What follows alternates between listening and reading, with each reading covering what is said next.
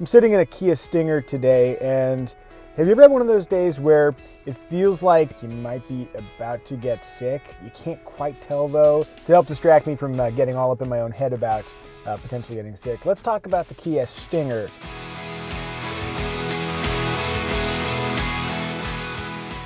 The automotive marketplace has spoken and nobody cares about sedans anymore. So that's why a car like the Kia Stinger kind of makes me sad, because it's a pretty neat car, but I don't know if it's going to find an audience like it would have a couple decades ago. I really like the Kia Stinger's design. If you look at the dash, not only is there majestic light streaming in to create dramatic effect, but I really like those three little vents here, aimable. It's kind of simple but stylish. The infotainment screen is placed up high, just kind of peek over there, and it's roughly in line with where you'd be looking anyway, which is great from a driver's vantage point. And the little metallic touches over here, like a brushed metallic look. One of the things about the Kia Stinger is that it's competing in a semi-premium space, which is a little bit odd because, Kia is trying to move up brand, but people still very much think of them as a value-oriented car maker, which is sort of proven by the fact that they have that crazy 10-year, 100,000-mile powertrain warranty. They have to do those little things to convince you that they're worth your time. Somebody in the comment section mentioned that, I forget exactly how they worded it, but basically it's that, I'm just too busy driving Ferraris to appreciate the, I think it was a Mazda CX-5 I drove, which is funny because I honestly could not be more the opposite. I'm driving Mercedes, ergo I am a better person or have somehow succeeded in life. So for me, there's something kind of enticing about the anti-statement of driving a very fast and sexy styled Kia.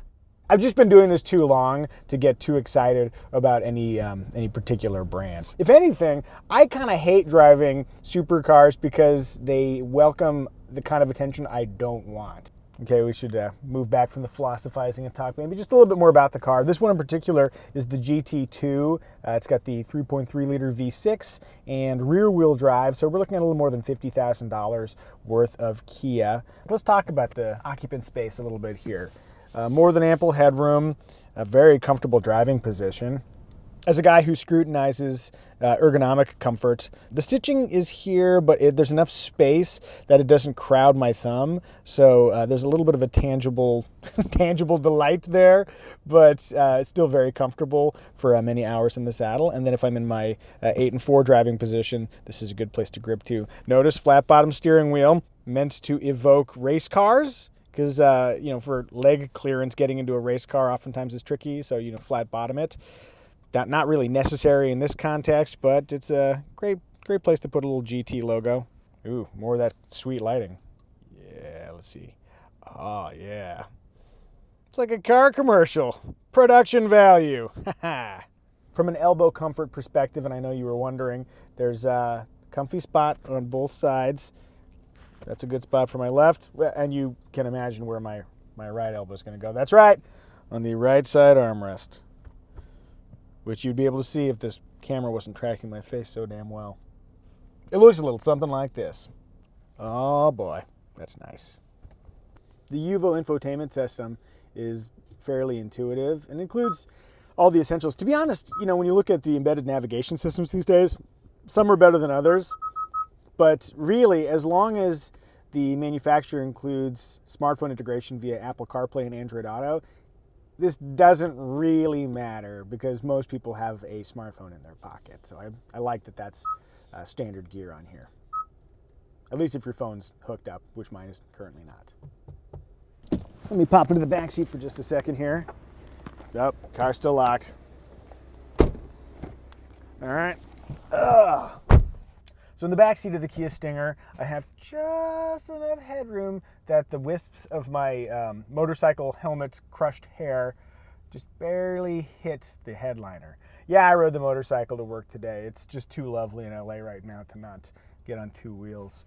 Knee clearance, plentiful, but I'm going to scrutinize toe space down there. It's a little bit cramped. And if you want to talk about cramped, come to the middle position, won't you?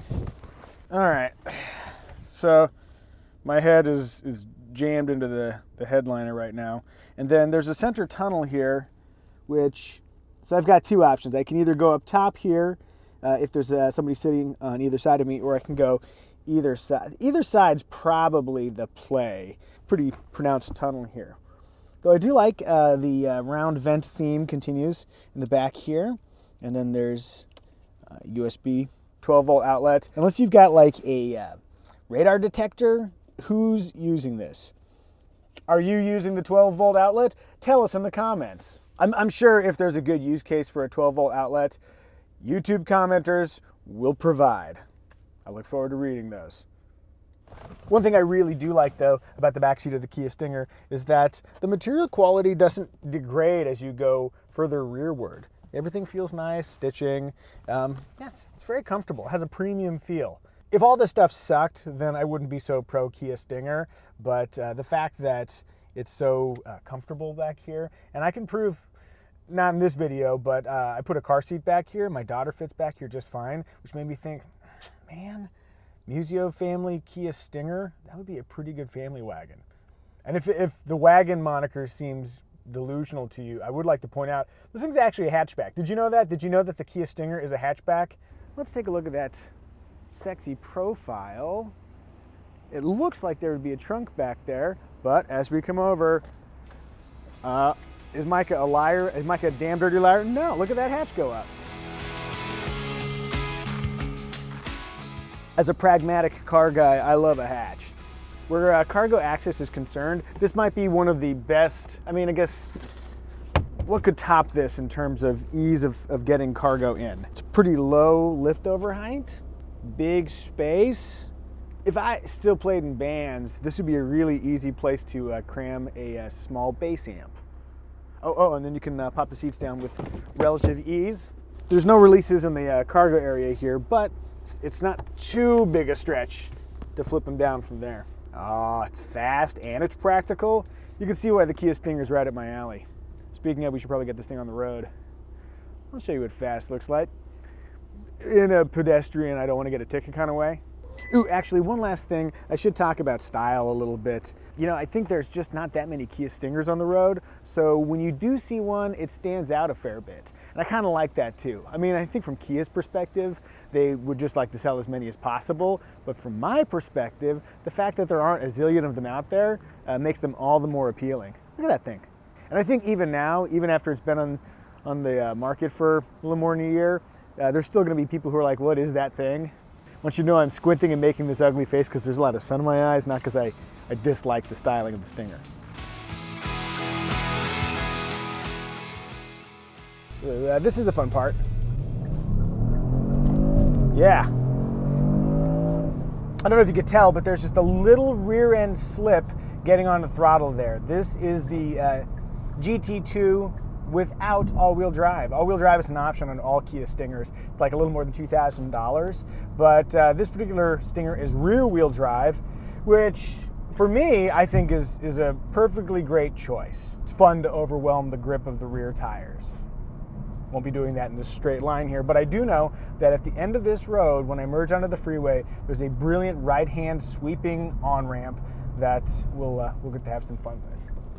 While we're cruising along here, and I guess coming to a stop, I think one of the things that works so well with the Kia Stinger, at least with a 3.3 liter V6, is that not only is there an abundance of power, so 365 horsepower, 376 pound-feet of torque, which is a pretty sizable bump over the 2-liter turbocharged engine that is the baseline.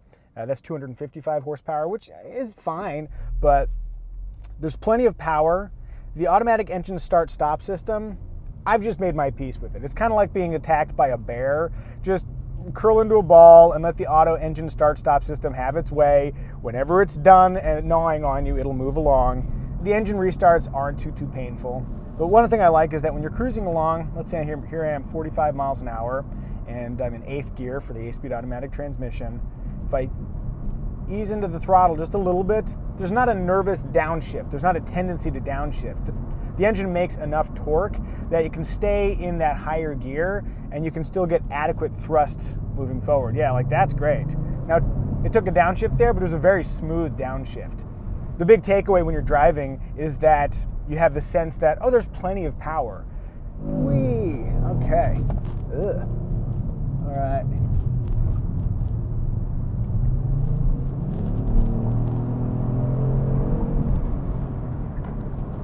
That was a pretty good demonstration of a few different traits.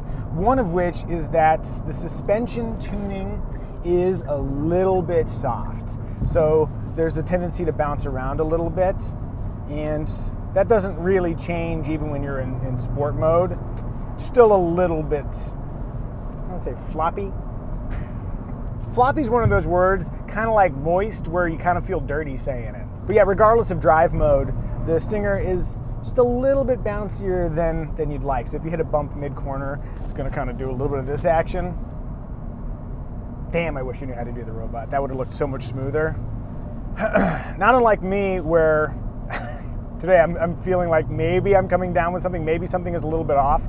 This particular Stinger has been in the long-term test fleet for my daily employer, Kelley Blue Book, for about a year now. And through its many trials and tribulations, there's a little bit of a right pull and a slight vibration. And I think the rotors might be a little bit warped too, because when you brake, there's a little rumble. All that aside, at cruise speed here, as I'm passing yet another windowless white van, where do all those vans come from? The cruise performance is very comfortable. That soft suspension does do nice things for long distance comfort. And then of course, if you need to quickly get ahead of a Toyota Corolla to make your off-ramp, there's a lot of power there. That's the thing, the powertrain tuning is really well sorted. So there are 8 ratios to choose from, but when it decides to make those gear changes is very satisfying. It's the kind of thing you don't necessarily think about, but yeah, easing into it, no need to downshift. We don't have to be nervous. We're not desperate to make this thing seem like it's powerful by using the gears. And yet, if you really get into it, there's very little delay with the downshift. Very nicely done. Of course, if you pop it into sport mode, it'll automatically keep the transmission down a gear. Had to get over a few lanes to make my left-hander here. But again, there's that thing where when you need the power is available to you. If you can do the thing I want to do when I would like to do it, that's a pretty good move in the right direction, whether you're driving a performance car or just basic transportation. It's all about expectation, not unlike a YouTube audience. If I came on here, I was giving tips on how to clown, and I mean like literally clown Ringling Brothers style, you'd be disappointed because you expect me to be driving a car or flying a helicopter or something. It's the same thing when you're driving an automobile. There's something about expectations and having those expectations met, or, God, heaven forbid, exceeded. All right, so left-hander, needless amount of throttle. Oh yeah, so starts to step out a little bit. Whoa. Did you notice that the tail started to step out? Stability control intervened. In a more liberal environment, say at a track, if you turned off all of the electronics, this would be a fun car to drive around like a big old jerk. I suppose the real question with the Kia Stinger is, what is it going to look like on the used market? Will it retain enough of its value that I will have to overlook it? Or could I perhaps pick up a used one at a modest price and cart my family around in it? There's all that cargo space back there. There's child room in the second row. It's a very comfortable sedan for long trips to the grandparents' house. Of course, there is also the issue of reliability, and I'm not going to lie, this particular vehicle has been in the shop a few times. There's like a question about rear differential, or like maybe it was a half shaft or something. I don't know. There have been some times where this has been out of commission, and that does give me a little bit of pause. As I'm arriving at my destination, I suppose I should encapsulate the essence of Stinger. Do you know how pit bull owners go out of their way to tell you just what a wonderful breed it is, that they're misunderstood, and that they're just lovely animals? And I'm inclined to believe them, but in the back of my mind, I kind of wonder, is everything going to be okay with this dog? They seem awfully friendly, very cool dog, great disposition, but in the back of my mind, I think, I don't know, is everything going to be all right with this one? I think that's sort of the essence of me today, as I think I'm getting sick, and also the Kia Stinger.